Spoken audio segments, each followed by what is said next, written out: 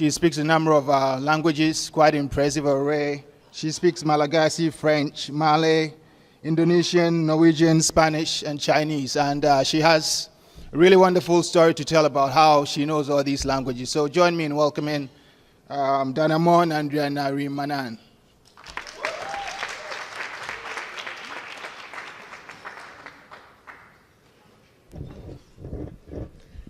Thank you, David. Have you ever heard of Madagascar? Not the movie, the country. The island located southeast of Africa. The island of 20 million people and a Malay-Indonesian heritage. Tonight, I want to tell you an untold story about that Madagascar, my country. I left Madagascar for the first time when I was 17. It was the year 2007. I had won the only scholarship offered to Madagascar to attend United World College, an elite international school in Norway.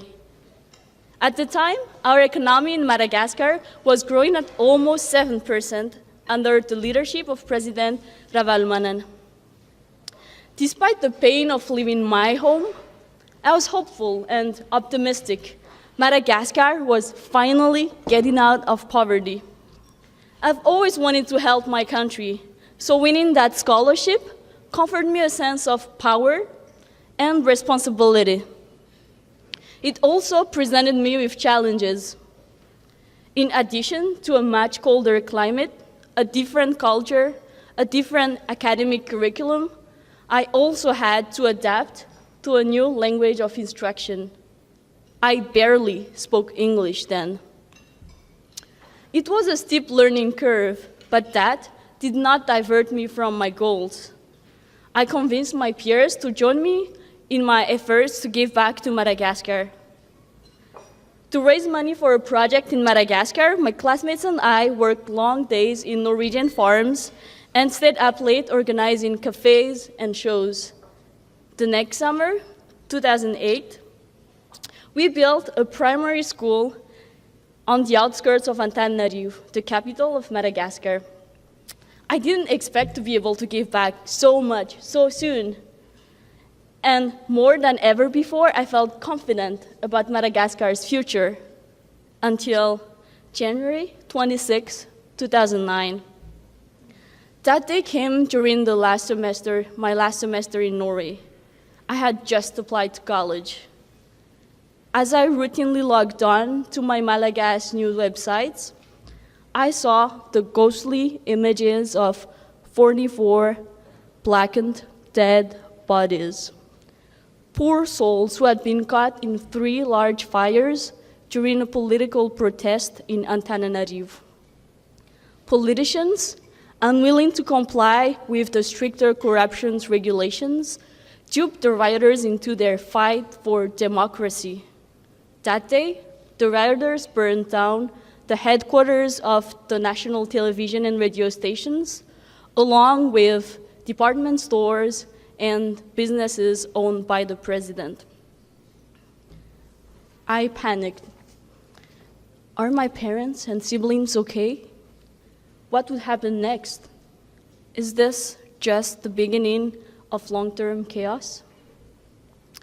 After I confirmed the safety of my family, waves of emotion washed over me. First, relief, then heartbreak, then anger, then disappointment, and finally, a lingering sense of betrayal. How could these people burn down the archives of our entire history? How could they so readily destroy public property when we had so little?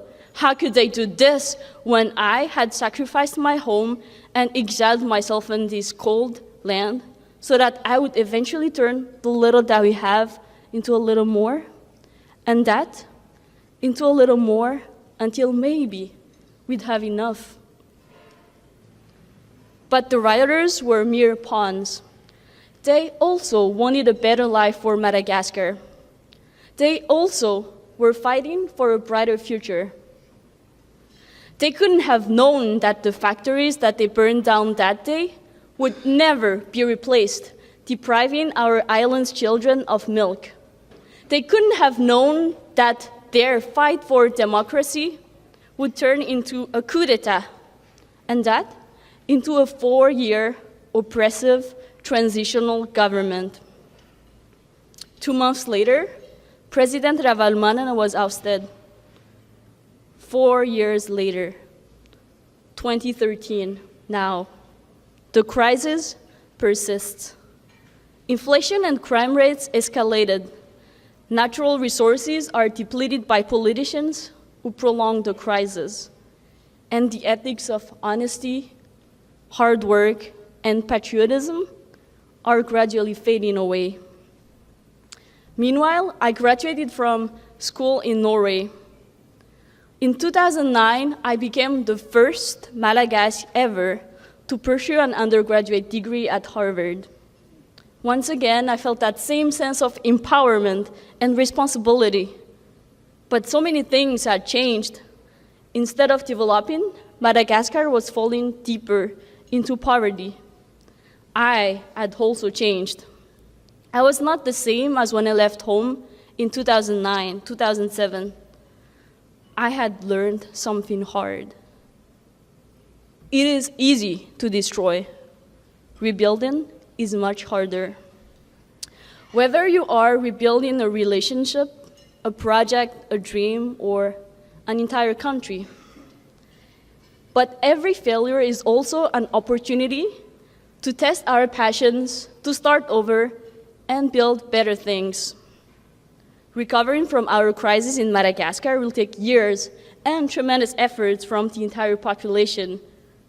Things have become worse, but I still have my share of power and responsibility. Last year, I again led a group and we built a health clinic near the elementary school that we had built a few years before.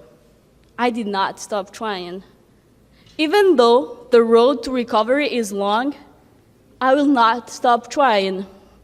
Even though the future that I'm working for could be swept away in a flash again, I will not stop trying.